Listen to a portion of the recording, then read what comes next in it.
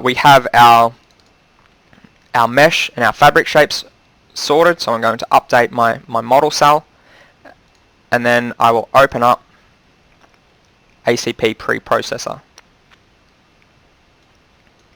So I showed you the layout here before, but I'll quickly go over it again. We have our GUI, we've got all of our graphics options up the top, and then here's our model tree, which I'm going to work from the top to the bottom. So first things first, here's my unit system. You can see that it's in meters, kilograms. That's obviously fairly inefficient for composites, which are generally measured in millimeters. So I'm going to go up to units, change that over. So working from the top down, first step, I've got a couple of materials that I specified earlier. I need to turn them into different fabrics. So material, I can choose which material I'm going to specify. So I'm going to take my woven material, so I will call this woven, and specify my thickness in millimeters per ply, 0.4. And here's that analysis window, which I want to show what the change of the Young's modulus with fiber orientation. So there is a drop off moving to 45, and then it will go around because it's a 0.90 woven material. So I'm going to go OK. I'm going to make another one. This will be my Uni-Directional Composite. So I'll pick my Uni-Directional Composite. Thickness will be about 0.2 millimeters. Apply. So this is the difference in Young's modulus drop off with ply orientation for a woven versus a unidirectional. You see just how much more severe that change is with misalignment. I'm going to be pretty lazy today. I'm always going to apply my woven material as a 0.45 layer combination. So I'm going to create a stack up of this combination to speed things up. So I'll call it a structural stack up. So all I need to do is specify which material combination and which fiber orientation. So I'll be using this fairly regularly. So element sets, this is where all of the fabric shapes were brought through. I have to hide that one. Were brought through from mechanical, and that's what I'll use to create my layup. So the next thing is to specify some rosettes. So I mentioned earlier I'm going to do a bottom mold, a top mold, and bulkhead reinforcements, as well as this roll bar. So I need 1, 2, 3, 4, 5 different rosettes. So I'm going to go through and explain them one at a time. So this will be for my top mold. This is a fairly easy shape. This top mold, I'm going to use a parallel. So I'll drop it on my surface by highlighting origin, clicking on the surface, and you can see that I have my rosette here on the surface. I've got my principal direction running across the width. I've got my transverse sticking up at the moment, and then my thickness is on the plane. So I need to change this around. So you might be able to see, I'll zoom out, I have my model coordinate system down the bottom. I'm okay with having my principal direction running across the surface in this direction, but I need my transverse direction to be orthogonal to that on the surface. So my second direction I want to be 0, 0, 1. 0, 0, 1. Oops. 0, 0, 1. And you can see that I now have my transverse direction correctly. I'm going to go OK. And I'm going to repeat that process for my bottom mold. So create rosette, parallels alright, bottom mold.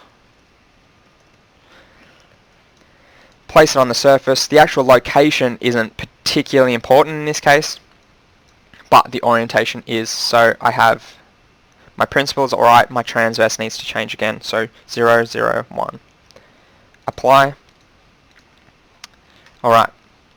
So trying to specify the fiber reference direction for this component is going to be quite difficult because it doesn't always align with our overall coordinate system. So if I specify my fiber direction to be along this line, aka along the y direction, at this point, all of a sudden, it's not going to be following this surface for the rest of the specimen, the rest of this component. So I need to use a different type of rosette. So I'm going to create a new one, and it's going to be an edgewise rosette. So I still need to specify an origin onto my surface, and I want the fiber direct. I still need to specify a rosette orientation at this point. So my principal direction, I would like to be 0, 0, 1, 0, 1, 0,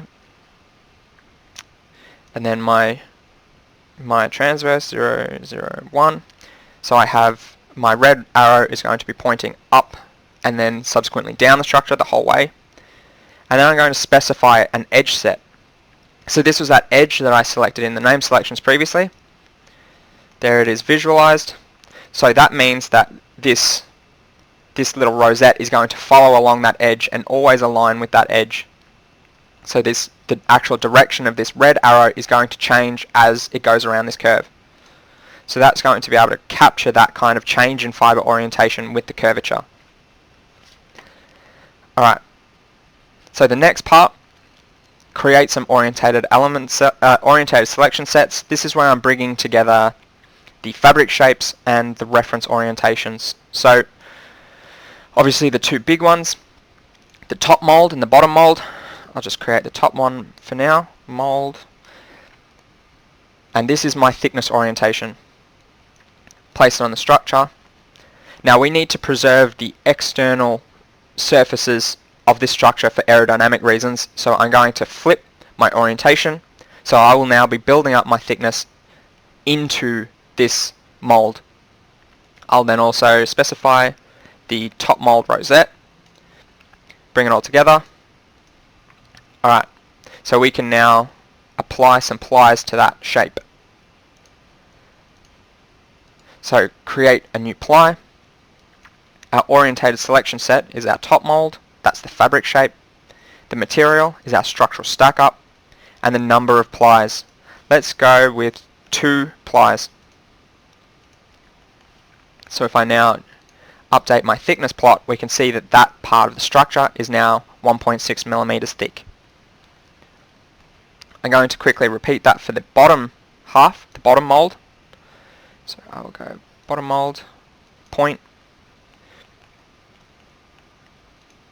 I need to project that inwards. Select the bottom mold rosette. Good to go. And I will create another ply set, ply group. Orientated element set will be my bottom ply, structural layup, 2 plies. Oops.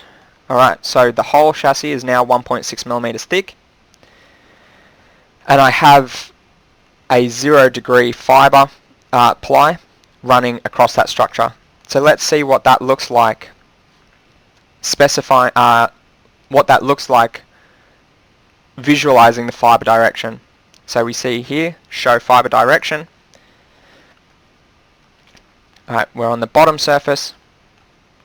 So these little green arrows are facing in the correct direction along the chassis, but when we look around this surface, you see that the fiber direction has done this really weird change of direction, and that's because this rosette can't communicate around a curved surface. So if we were to then take this through to analysis, we're expecting that the fibers are basically 90 degrees aligned incorrectly. So we need to do something to adjust this rosette to account for this curvature change, and that's where we're going to use the draping algorithm. So I'm going to go back down to the modeling group, select the modeling group of our bottom mold, going to edit the properties, and I'm going to go into this draping heading. So at the moment I've got no draping. I'm going to turn it to internal, and I need to choose my seed point. So this will be the first location where I'm putting my material down, and I'm spreading it out from there. So I'll just click it on the surface. This is where it's going to start from, and I'll go apply. So this is now fitting our fabric shape across the surface, accounting for any draping effects. So this is our fiber direction as assumed by the rosette. we can now visualize the draped fiber direction. So I'll activate that. Sorry. So we have these blue and green arrows, and you see that the blue arrows are correctly predicting the change in fiber direction across that curvature. The green ones are obviously incorrect, and this draped fiber direction is what's actually going to get passed through into our finite element analysis. Like I mentioned earlier, we can also visualize the shape of the fabric. So I'm going to show our draping mesh. So this red line is the fabric shape that we would need to cut out to then place over our mold. So I can go right click, export flat wrap as a .dxf. Awesome. So we have now correctly specified the layup definition for the top and bottom mold of our chassis. I'm going to quickly do the roll bar now. So I need to create a new orientated selection set of the roll bar. My point will be on the surface. I want to project it inside, and I'll select its special edgewise rosette. Create a new modeling group. Create a new ply. Orientated selection set will be the roll bar. I'm going to do some unidirectional, and I want this unidirectional composite to follow that edge. I'll do 4 plies. So let's look at the fiber direction along this roll bar. So we can see that the green arrows are aligning with our red principal direction, and as we have that curvature in our structure, it's still following that. It's following that edge, and our fiber direction is following that curvature. So it's coming up over this edge and then all the way back down. So that has been specified correctly.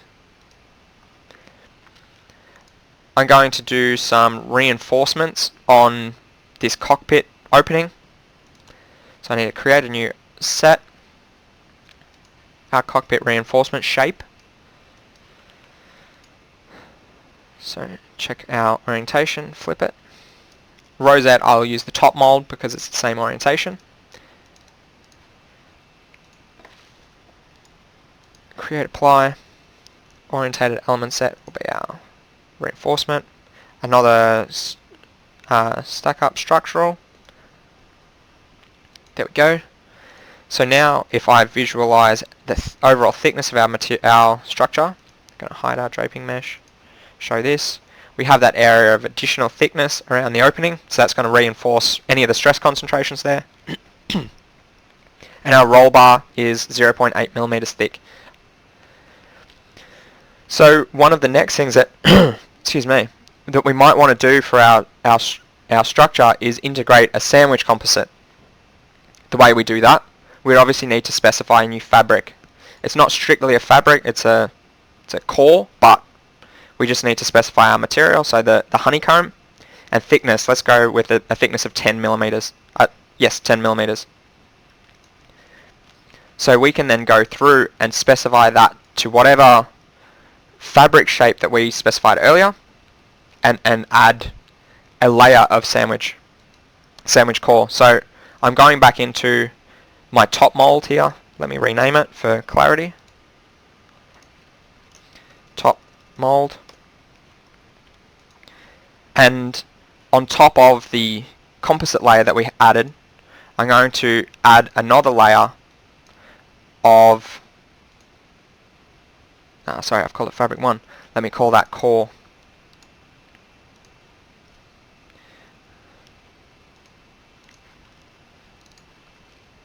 The core ply orientation is obviously irrelevant because it's isotropic, planar isotropic. Okay, now if I was to generate the thickness, it needs to redrape, and it'll generate our structure. We now have the top half of our structure is a accounting for that 10 millimeters of core. It's a lot thicker, but we also need a bottom face sheet of composite. So right click, I'm going to create a ply after the sandwich, the core, woven 2 plies. So we now have composite face sheet, honeycomb core, composite back sheet.